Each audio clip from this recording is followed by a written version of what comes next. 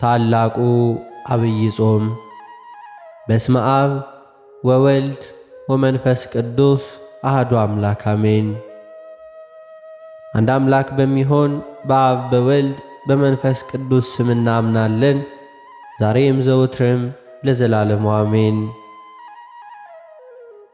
ዐቢይ ጾም የጾሙ ትርጉምና ዓላማ ሊቃውንት አባቶቻችን በፍትሐ መንፈሳዊ እንደተረጎሙት ጾም ማለት ለተወሰኑ ሰዓታት ከእህልና ከውሃ እንዲሁም ለተወሰኑ ዕለታት ወይንም ሳምንታት ደግሞ ሥጋን ደስ ከሚያሰኙና ከሚገነቡ ምግቦች መከልከል ነው።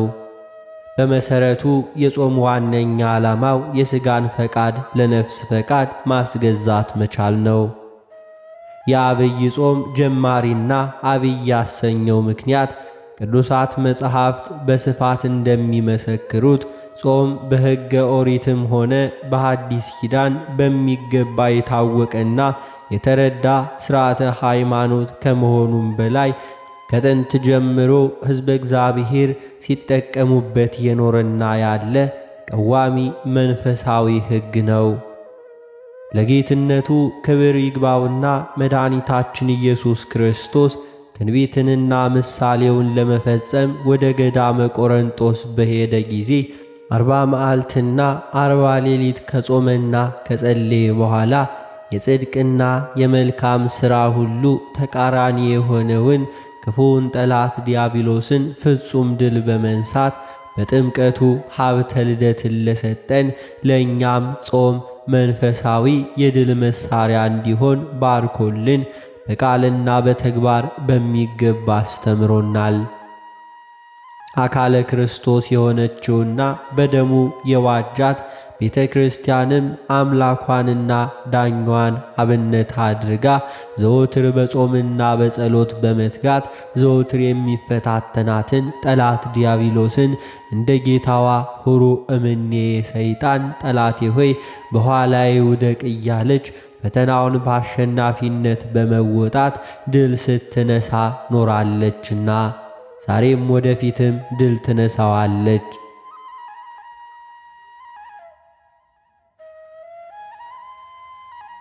ሐዋርያዊት የሆነች ኦርቶዶክሳዊት ተዋሕዶ ቤተ ክርስቲያናችን በቀኖናዋ የታወቁ 7 አጽዋማት አሏት። ከነዚህ መካከል ቀዳሚው ዐቢይ ጾም ሲሆን ይህንን መድኃኒታችን ኢየሱስ ክርስቶስ የአድኅኖት ሥራውን መጀመሪያ በማድረግ እነሆ ከቆመ ሳይቀመጥ ከዘረጋ ሳያጥፍ አንዳች እህልና ውሃ ሳይቀምስ የጾመው ታላቅ ጾም ነው። በመሆኑም ዐቢይ ጾም ይባላል። ይኸውም ታላቅና ደገኛ ጾም ስለ ሰው ልጅ ፍቅር ሰው የሆነው አምላክ በፈቃዱ የጾመው ጾም ማለት ነው።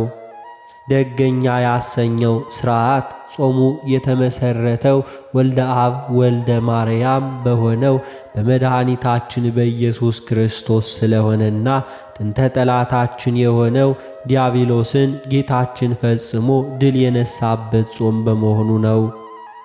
እንደሚታወቀው ዐቢይ ጾም መክብበ አጽዋማት ይባላል። ከዚህም ጋር ቅዱሳት መጻሕፍት እንደሚናገሩን ጾም፣ ጸሎትና ስግደት የቅድስት ቤተ ክርስቲያን መንፈሳዊ ትጥቆች ናቸው።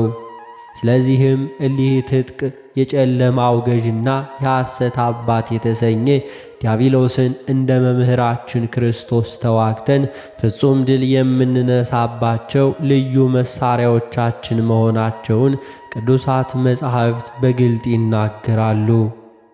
ይሁን እንጂ ዛሬ ዓለም በልዩ ልዩ ስልት ብዙዎችን ወደ ራሷ እየሳበች በመሆኗ ለዚህ የከበሩ መንፈሳውያን ሀብታት ከብዙ ሰዎች ሕይወት በመራቅ ላይ ይገኛሉ። ይህች ዓለም ያስፋፋችው ከንቱ ልምድና ለክርስቶስ ሰማያዊ ርስት ዜጎች የሆኑትን ነፍሳት ብዙ ሳይዋጉ በዚህ ዓለም ገዥ እንዲያው በቀላሉ እንዲማረኩ አድርጓል።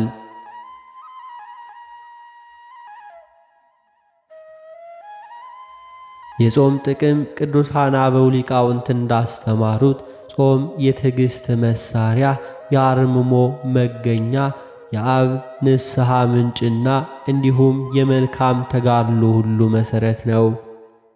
በመሆኑም በመጽሐፈ መነኮሳት የእግዚአብሔር ሰው ጾም የጸሎት እናት፣ የዝምታ እህት፣ የእውነተኛ ንስሐ እንባ ምንጭ፣ የተጋድሎ ሁሉ መጀመሪያ ናት በማለት ታላቅነቷን ይመሰክራል።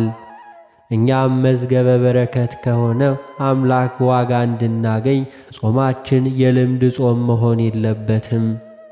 ይልቁንም ጾማችን ፍጹም መንፈሳዊነት የተበላበሰ ሥርዓትን የጠበቀ እውነተኛ ጾም መሆን ይገባዋል።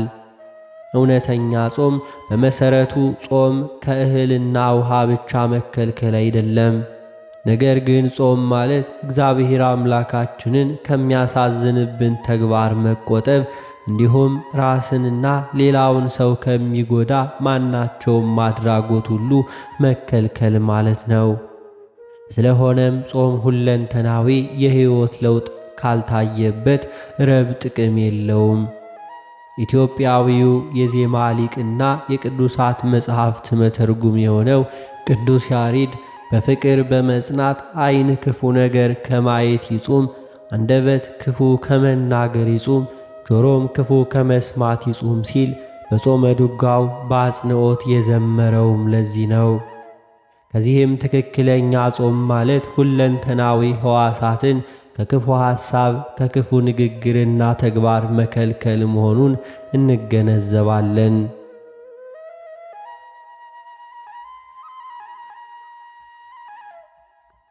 ከመድኃኒታችን ከኢየሱስ ክርስቶስ አምላካዊ ጉዞ እንደምንረዳው በጾም ጊዜ ሁልጊዜ ፈተናዎችም አሉ።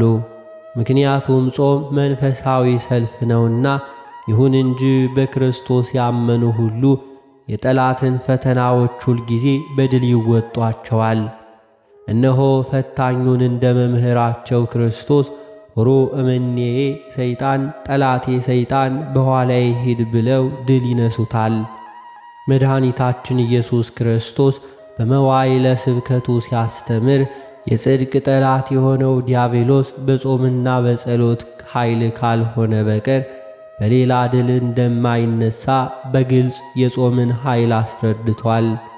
ስለዚህ እኛም በውስጥም በውጭም ያለውን ጠላት ዘወትር ድል ለመንሳት እንድንችል እግዚአብሔር አምላካችን የሚወደውንና የሚፈቅደውን እውነተኛ ጾም ልንጾም ይገባናል።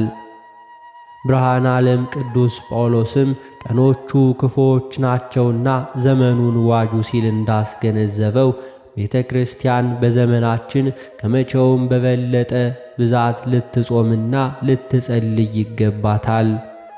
ምክንያቱም አሁን ያለንበት ጊዜ መንፈሳዊነት እየተዘነጋ ዓለማዊነት እየሰለጠነ ሰዎች በሥጋዊ ሀብትና ስልት ብቻ እየተመሩ ያለበት ፈታኝ ወቅት ነው።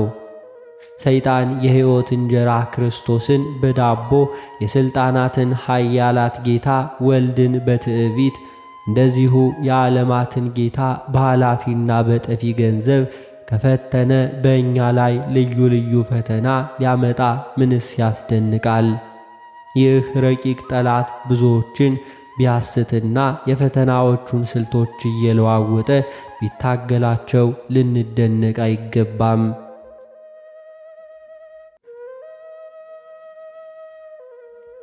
ምክንያቱም መድኃኒታችን ኢየሱስ ክርስቶስን በሁለንተናዊ ሕይወታችን ከመሰልነውና በኑሮአችን ካከበርነው በክፉ ሰይጣናዊ ፈተና ድል አንነሳም። እንደ ሰው ሆኖ ለመጾም 40 መዓልት 40 ሌሊት በገዳመ ቆሮንጦስ ኖሯልና በዲያብሎስ ዘንድ 5500 ዘመን ሰልጥነው የኖሩትና የጨለማ ገዥ የሆኑት ሰራዊተ ዲያብሎስን በጌትነቱ ሻረልን። እንደሚታወቀው በዘመናችን ይህ ጠላት የክርስቶስን ቤተ ክርስቲያን በሐሰት ወሬ፣ በዓለማዊነት፣ በሥጋዊ ጥቅም፣ በሰላምና አንድነት እጦትና በመለያየት ክፉኛ እየተፈታተናት ይገኛል።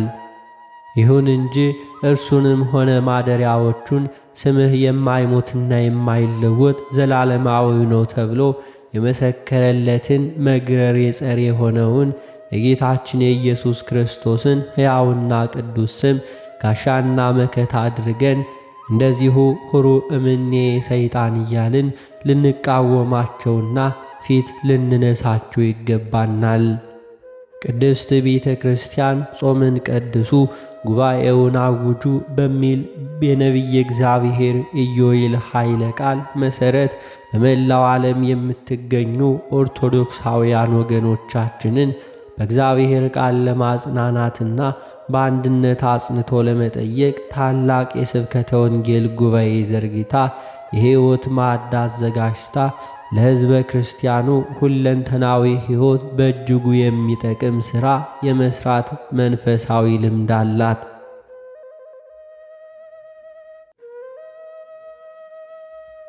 ስለዚህ ጌታችን መድኃኒታችን ኢየሱስ ክርስቶስ ሰው ከእግዚአብሔር አፍ በሚወጣ ቃል ሁሉ እንጂ በእንጀራ ብቻ አይኖርም ሲል በአጽንዖት እንደተናገረው ሁላችንም በትምህርተ ወንጌሉ ፍጹም ተጠቃሚዎች በመሆን በጾምና በጸሎት በመትጋት እንዲሁም በመበርታት ልናገለግል ይገባናል። ይህ ከሆነ ደግሞ የቃሉ ባለቤት እግዚአብሔር ሕይወታችን አብዝቶ ይባርካል፣ እርምጃችሁንም ሁሉ ያቀናል፣ ዓላማችሁንም ያሳካላችኋል። ክፉ የሚናገሩትን ሳይሆን በጎ የሚያስተምሩትን ስሙ። አፍራሾችን ሳይሆን የሚያጸኑትን ተከተሉ። እኛ በልዑለ ባሕሪ በእግዚአብሔር አምላክ ፈቃድ የምንኖር ስለሆንን ስለ ራሳችን በአንዳች ነገር አንጨነቅ። ይልቁንም የሁላችን እናት የሆነች የቅድስት ቤተ ክርስቲያናችን የሀገራችንና የሕዝባችን ጉዳይ ግን ዕለት ዕለት ሊያሳስበን ይገባል። ምክንያቱም የመንፈሳዊ ሕይወት ጉድለት በምድራችን ስለበዛም ነው። እነሆ በምድራችን ያለችው ቤተ ክርስቲያን የሰማያዊት ሀገር የመንግሥተ ሰማያት አካል ናትና። በመሠረቱ ቅድስት ቤተ ክርስቲያን የክርስቶስ አካል እንደመሆኗ በኪሩቤል ላይ በዘላለማዊ ክብር ነግሶ ከተቀመጠው ንጉሥ እንዲሁ አንድ ሆነን ስደቱንና ፈተናውን የምንቋቋምባትና የምንጽናናባት መለኮታዊ ተቋም ናትና። ስለዚህ በዓላማዋ እንድትጸና ልንተጋ ይገባናል። ስለዚህ በታላቁ ሱባኤያችን ወቅት የዘወትር ምኞታችንና ጸሎታችን የሰላም አምላክ ለሀገራችን ፍጹም ሰላምን፣ ለቤተ ክርስቲያናችንና ለሕዝባችን ፍቅርና አንድነትን እንዲሰጥ መሆንም አለበት።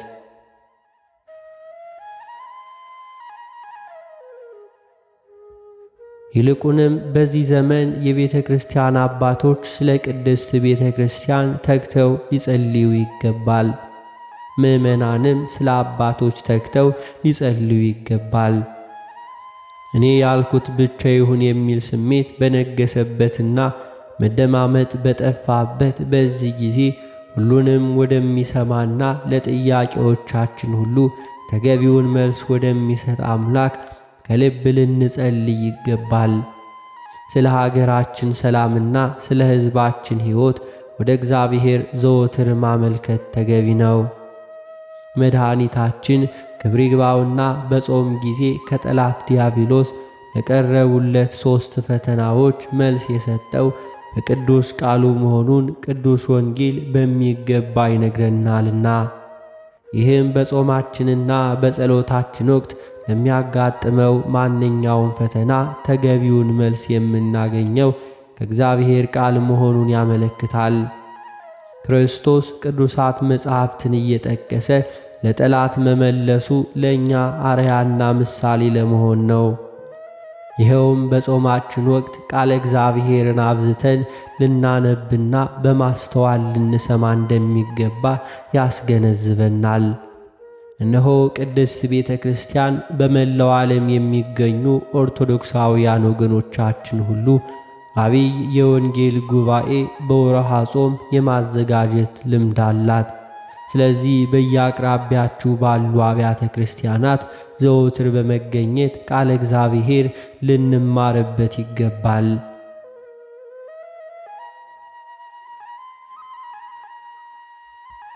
በመላው ዓለም የተበተነው ውድ ሕዝባችንም ቤተ ክርስቲያኑን ነቅቶና ተግቶ ይጠብቅ ዘንድ ከቅድስት ቤተ ክርስቲያን በየጊዜው የሚተላለፈውን መመሪያና መልእክት አክብሮ በመቀጠልና ተግባራዊ በማድረግ ለቤተ ክርስቲያን መስፋፋት ሁሉም ተግባሩን እንዲሠራ አደራ እንላለን።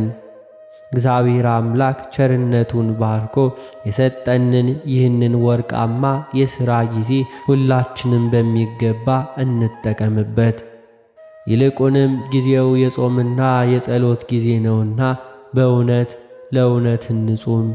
ለችግሮቻችን ሁሉ ተገቢውን መፍትሔ በወቅቱ ወደሚሰጠን አምላክ በአንድነት እንጸልይ። በመጨረሻም ነቢዩ ኢዩኤል እንደተናገረው ሁላችንም በያለንበት በእውነት ጾምን እንስበክ፣ ምህላንም እናውጅ።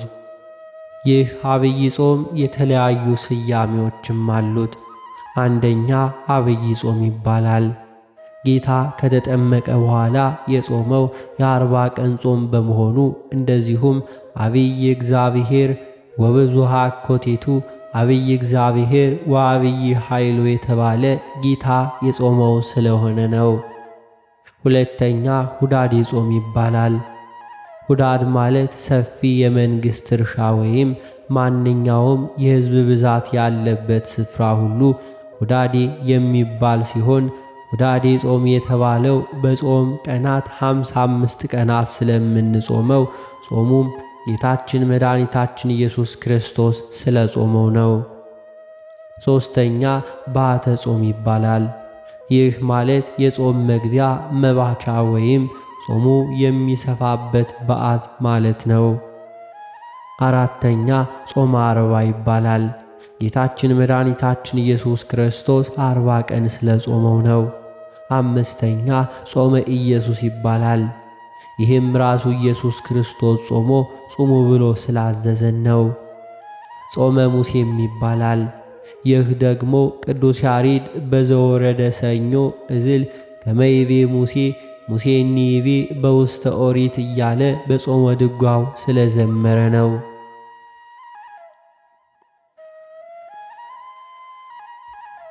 አብይ ጾም መሠረቱ ጌታችን መድኃኒታችን ኢየሱስ ክርስቶስ የጾመው 40 ቀን ሆኖ ከመነሻው በፊት 1 ሳምንትና ከመጨረሻው በኋላ ደግሞ 1 ሳምንት ተጨምሮበት 55 ቀኖች የምንጾመው አብይ ጾም ተብሎ ይጠራል።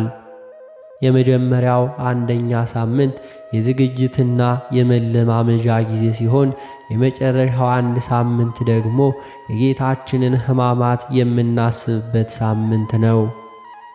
በሌላ በኩል የመጀመሪያው ሳምንት ሕርቃል ከተባለ ንጉሥ ጋር በማያያዝ ጾመ ሕርቃል የሚባል ስም መሰጠቱ የተለመደ ነው። ጾም ጦመ እህል ውሃ ሳይቀምስ ዋለ፣ ከቅቤ ከሥጋ ተከለከለ ማለት ነው። በብሉይ ኪዳን ጾም ከፍተኛ ቦታ ያለው ሲሆን የብሉይ ኪዳን ነቢያት ከእግዚአብሔር ጋር በሚገናኙበት ወራት እህልና ውሃ በአፋቸው አይገባም ነበር። በኀጢአት ብዛት የታዘዘው የእግዚአብሔር መዓት የሚመስለው ሕዝቡ በጾም ሲለምኑትና ሲማልዱት ነበር። በአዲስ ኪዳንም ጾም ሰው ሠራሽ ሕግ ሳይሆን ጌታችን መድኃኒታችን ኢየሱስ ክርስቶስ የሥራው መጀመሪያ አድርጎ የሠራው ሕግ ነውና።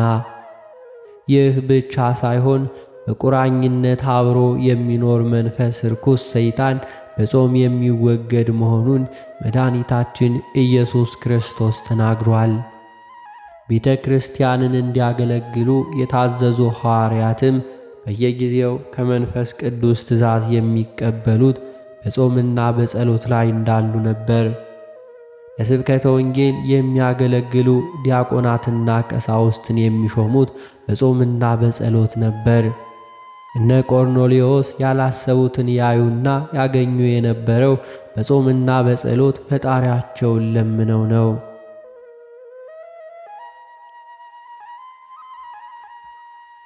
በጾም ወራት ለአምሮት ለቅንጦት የሚበሉት ወይንም ለመንፈሳዊ ኃይል ተቃራኒ የሆኑ ሥጋዊ ፍትወትን የሚያበረታቱ ሥጋና የሚያሰክሩ መጠጦችን፣ ቅቤና ወተት ማራቅ እንዳለብን ታዟል። ባልና ሚስት በጦም ወራት በአልጋ አይገናኙም። በጦም ወራት ከመባዕልት መከልከል ብቻ ሳይሆን ዓይን ክፉ ከማየት፣ አንደበት ክፉ ከመናገር፣ ጆሮ ክፉ ከመስማት መቆጠብ እንደሚገባ ቅዱስ ያሬድ በጾመ ድጓው ይጹም ዓይን ይጹም ልሳን፣ እነዚህ ሁሉ መጾም አለባቸው፣ በፍቅር መደረግ አለበት ሲል ገልጾታል። አብይ ጾምን በተመለከተ ቀደም ሲል ወንጌላውያኑ የጻፉትን የጌታችንን ጾም እንደሚከተለው እናያለን። ከዚያ ወዲህ ኢየሱስ በዲያብሎስ ይፈተን ዘንድ መንፈስ ወደ ምድረ በዳ ወሰደው። 40 ቀንና 40 ሌሊትም ከጾመ በኋላ ተራበ። ከተጠመቀም በኋላ እናንተ ተጠምቃችሁ ሳትውል ሳታድሩ ዕለቱ ጽኑ ሥራ ስሩ፣ ለገል ለትሩፋት ተዘጋጁ በማለት በአብሮነት ለማስተማር ዕለቱን ሂዷል። ወደ ገዳም መሄዱም በብቸኝነት ባለበት በገነት አዳም ድል ነስቶት ነበርና እርሱም በብቸኝነት ገዳም ውስጥ ተገኝቶ ዲያብሎስን ድልን ለመንሳት ነውና።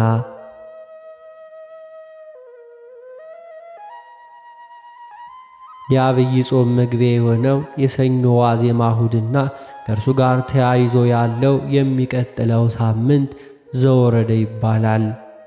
ዘወረደ የተባለው ጌታችን መድኃኒታችን ኢየሱስ ክርስቶስ ከሰማይ መውረዱን የሚያመለክት እግዚአብሔር ቃል የሚነገርበት ስለሆነ ነው። ያ በሰማይ የሚኖረው በእሳትና መብረቅ ከባድ ደመናም ነጎድጓድም በበረታ የቀንድ መለከት ድምፅ ወደ ምድር የወረደውና በሙሴ መሪነት በምድረ በዳ ለሚጓዙ ለእስራኤል ልጆች በሲና ተራራ የተገለጠው እግዚአብሔር ብለን የምንጠራው ፈጣሪና የማይታየው አምላክ በመጨረሻው ዘመን በእመቤታችን በቅድስት ድንግል ማርያም ማኅፀን ሰው ሆኖና በበረት ተወልዶ የመስቀል መከራን ተቀብሎ ሞቶ ተቀብሮና ተነስቶ ፍጥረተ ዓለሙን ከዲያብሎስ አገዛዝ ከኀጢአት ቀንበርና ከሞት ፍዳ ሊያድን ከሰማይ ሰማያት ወረደ ማለት ነው። እንዲሁም ሙሴ በኢየሱስ ክርስቶስና በድንግል ማርያም ምሳሌ ከእግዚአብሔር የተሰጡትን ቃላት፣ ትእዛዛትን፣ ጽላትን ይዞ ከሲና ተራራ ወደ እስራኤል ሕዝብ የመውረዱን ዝክር ነገር ለማስታወስ ዘወረደ ተባለ። አምላክ አዳምን ለማዳን ከሰማይ መውረዱን ከቅድስት ድንግል ማርያም መወለዱንና በመስቀል እንዲሁ መሞቱን ስለሚያወሳ ነውና ስለ ሙሴ ሕግና ጾመ ሙሴን እየደጋገመ ስለሚያነሳም ነው። በዚህ መሠረት የአብይ ጾም የመጀመሪያው ሳምንት ዘወረደ ተባለ። ይህ ሳምንት በሕርቃል ስም የተጠራበት ምክንያት በ714 ዓመተ ምህረት ሕርቃል የቤንዘያይት ንጉሥ በነበረበት ዘመን ፋርሶች ኢየሩሳሌምን ወረው የጌታችንን መስቀል ማርከው ወስደው ነበር። እርሱ ወደ ፋርስ ዘምቶ መስቀሉን ከእነርሱ ነጥቆ ይዞ ወደ ኢየሩሳሌም ተመልሷልና።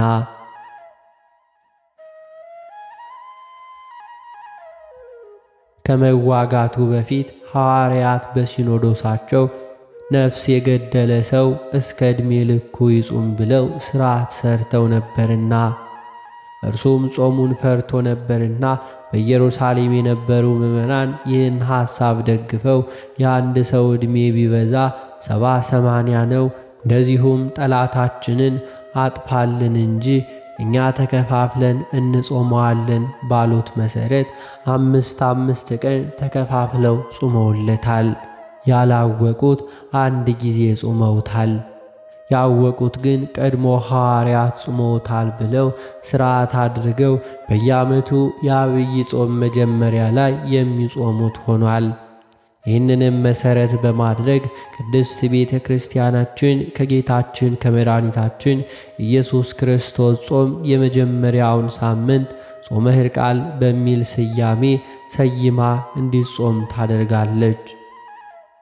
አነሳስቶ ላስጀመረን አስጀምሮ ላስፈጸመን ለጌታችን ለአምላካችን ለመድኃኒታችን ለኢየሱስ ክርስቶስ ክብርና ምስጋና ይገባል፣ ዛሬም ዘወትርም ለዘላለሙ አሜን። መልካም ጾም ብለናል።